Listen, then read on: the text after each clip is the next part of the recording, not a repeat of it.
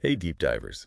Ready to get our hands a little dirty today? We're diving deep into how to land a job as a casting mold maker. It's a blend of artistry and industrial precision, and we're going to help you nail that interview. We've got our career guides open, interview tips ready, even a little AI boost from our friends at RoleCatcher. Let's do it. All right, so picture this. You're face-to-face with a hiring manager, and they hit you with, what inspired you to become a casting mold maker? Not your typical conversation starter, right? What's the move here? It's all about going beyond those generic answers. Instead of, I like working with my hands, think about the why. What sparked that interest? So, was there a moment you saw some intricate object and thought, how'd they even make that? Exactly. Maybe a video of molten metal, the whole process just completely captivated you. Or, hey, maybe you've got a family history in the field. That personal touch shows you're genuinely interested. And probably makes you way more memorable.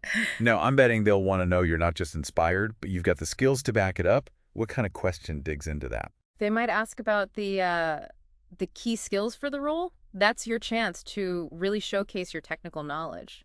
So more than just saying, I'm pretty good with tools. For sure. Think about mentioning different mold making techniques you know. Sand casting, die casting, investment casting. Are you comfortable with those? They each have their own intricacies. And of course, different materials come into play too, Yeah. right? It's not all about metal. Absolutely not. You could be working with wood for those patterns, plastics, resins, even wax sometimes, showing you understand those materials, their properties. That's key. Like you could say, I know silicone-based materials are great for those super intricate designs because they're flexible, but wood's the way to go for those larger patterns because it's more stable. Oh, that's a good one. Having those material specifics always impresses me. Hmm. And speaking of impressing, I bet precision is huge in this field. How do you show them you're all about the details? One common question is, how do you make sure those molds you create are top quality? This is where that methodical approach really shines. Okay, walk me through it. Let's say I'm the interviewer. What steps make me sound like a total pro? First off, analyze that design. Understand the details, the tolerances, everything. Mention using those precision measuring tools, calipers, micrometers, the whole shebang, and don't forget about shrinkage allowances. Oh, right. Because that molten metal, it shrinks as it cools. You got to be one step ahead. Okay, what if they toss in a curveball? Something about challenges, because, every job has them. Oh, for sure. Be ready for that classic, tell me about a time you faced a challenge and how you overcame it. Now, this isn't about dwelling on mistakes. It's about showing you can problem solve. So it's story time, but with a solutions-oriented happy ending. Exactly. Maybe you tackled a super complex design with tricky undercuts, or a crazy tight deadline with, a material shortage on top of it. Explain how you thought it through, what steps you took, and how you still delivered a quality mold despite the hurdle. I feel like using RoleCatcher to practice those story-based questions would be super helpful. It can be a game changer. That AI they've got, it can analyze those questions for specific job roles, even give you feedback on your answers. It's like having a mock interview with a personal coach. Okay, that's huge. So much better than just crossing your fingers and hoping for the best. Another one that often trips people up is, what do you think are the most important qualities for a casting mold maker? Yeah, it's like they're looking for more than just, can you use these tools? Right. It's about highlighting those less tangible things. I mean, obviously technical skills are a given, but what about that meticulous attention to detail? Like, I once had to scrap this entire mold, right? All because there was a tiny discrepancy, like 0.5 millimeters, and the final part wouldn't fit. Oh, wow. Talk about high stakes. Yeah. And that kind of brings up another big one, being able to handle the pressure. Deadlines in this field, they can be tight, and problems definitely pop up. Mentioning that you can stay calm, you can problem solve, hit those deadlines even when things get crazy, that's huge. It's like detail-oriented, but Yeah. also able to think on your feet when things go sideways. Exactly. And don't forget teamwork. You might think a lot of this work is solo, but you're constantly working with engineers, designers, the whole team. So highlight those communication skills, being a good collaborator, all of that. Right, so skilled craftsperson, A&D team player. Got it. Now, how about staying ahead of the curve? Technology, it's always evolving, even in a field like this. Totally. Get ready for, how do you stay up to date with all those new technologies, techniques, all that? What are some ways you can really demonstrate that, like commitment to learning? you know. Mentioning those industry conferences, those workshops, that shows you're really invested. Reading trade publications, that's another good one. Oh, and don't forget about all the online resources out there. There are tons of tutorials, forums, all about mold making, some even for specific techniques. You could even say, hey, I'm learning about 3D printed molds right now through online courses. Shows you're proactive, excited about the new stuff. I love that. And speaking of new stuff, let's bring it back to RoleCatcher for a sec. Their AI can actually dig into those job descriptions for you, right? It's pretty amazing. It picks out the skills, the keywords employers want to see, and flags them. Like, Yeah. it might highlight that a company is moving towards 3D printed molds, and then, boom, you can work that into your answers. Okay, that is a serious advantage, like having a secret weapon for tailoring those responses. So much better than just going in blind.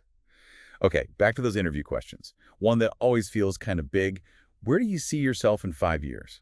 Classic, but what's the play there? It's all about showing ambition, but also that you understand how careers in this field actually progress. Maybe mention an area you want to specialize in, like becoming a master pattern maker or diving deep into like new materials research. And how does RoleCatcher fit into that whole 5-year plan thing? They've got this tool, Career Compass. It's super helpful for this. It takes your skills, your interests, maps out potential paths, even suggests skills you might need to level up to hit those goals. That's awesome. Okay, let's switch gears a bit, dealing with those, like, trickier situations. Interviewers, they seem to love a good fun. Tell me about a time you had to deal with a demanding client or a challenging colleague's story. Totally. The key here, pick an example that shows you're professional, diplomatic, and of course, a problem solver. Like maybe you had a client who kept changing their mind on you, or a colleague who was really resistant to a new way of doing things. Right, it's all about those interpersonal skills. Exactly. So you quickly describe the situation, focus on what you did to address it, really play up that communication, that problem solving, and then, and on a positive note, what was the outcome? Don't forget to mention what you learned from it too. Shows self-awareness, that growth mindset. And it puts a nice bow on what might have been kind of stressful at the time. Okay, how about strengths? This is a big one. What are your greatest strengths, and how do they make you a good fit for this role? All right, so this is your time to shine, but always bring it back to the job itself. Remember all those skills and qualities we talked about. Attention to detail, problem solving, technical chops, communication, teamwork, that commitment to quality. Those are all gold in a casting mold maker. So it's about taking those personal strengths and connecting them to how they benefit the company. You nailed it. Instead of just, I'm a hard worker, which, come on, who isn't going to say that? Try something like, my focus on meeting deadlines means projects stay on track, which I know is super important in a fast-paced environment like yours. Ooh, I like that. It's like you're tailoring your strengths to their needs, showing you've done your homework. Okay, one last question that sometimes throws people. What about when they flip the script and ask, do you have any questions for us? Ah, the interview turnaround. This is your chance to show you're really engaged, and it lets you get some intel too. What are some good go-tos for that moment? Instead of something generic like, what's the company culture like? Try to be more specific. Ask about the types of projects they're working on, how they're incorporating new technologies. You could even ask about specific challenges they're facing with their mold making. Shows you're not just there to get a job, but you're thinking about how you can contribute. Love it. Absolutely. It shows initiative. You're not just there to clock in and clock out. Oh. And speaking of going the extra mile, RoleCatcher can actually give you some insights there too. Oh, right. They look at the company itself, along with the job description, don't they? Yeah. You can see if a company's known for like promoting from within or if they really invest in their employees' skills. That way you can tailor your questions to what matters to them. Sneaky. I like it. Oh. Hey, before we wrap things up, I think we got to talk about gaining experience. Yeah. I mean, acing the interview is one thing, but what about actually building those real-world skills? So true. And the career guide we've got here, it really emphasizes internships or apprenticeships. That hands-on experience, it's gold. Makes sense. You're learning from the pros, getting your hands dirty, literally. Exactly. Oh, and don't underestimate networking. Getting out there, attending industry events. Our guide actually mentions the American Foundry Society that can connect you with mentors, even potential employers. It's all about those connections, seeing how it all works in the real world. For sure. And for brushing up on those technical specifics, RoleCatcher, they've got those skill guides that they break down everything from reading blueprints to running those specialized machines. Oh, yeah, those are super helpful. I love that they have illustrations, diagrams, all that. It makes those technical bits way less intimidating. It's like having a pocket-sized workshop manual right there on your phone. Totally. Okay, so As we're getting ready to resurface from this deep dive into casting mold making, what's that one piece of advice you'd give to someone who's just starting out in this field? Hmm. I'd say go back to that initial spark. What got you interested in the first place? Was it seeing some incredible piece and thinking, how did they do that? Or maybe it's the satisfaction of working with your hands, taking raw materials and making something real, something that'll last. Hold on to that. Because it can be demanding, right? Precision, problem solving, constantly learning new Well, you techniques. got it. But you know what? Those are also the things that make it so rewarding. So don't be afraid to make mistakes. Ask questions. Never stop learning. And those resources we talked about, like RoleCatcher, use those to your advantage. They can really give you an edge. So deep divers, as we wrap up this episode, remember, preparation is key. Get those technical skills polished, craft those interview answers, and let that passion shine through. Who knows? You might just create the mold for the next masterpiece. Until next time, happy job hunting.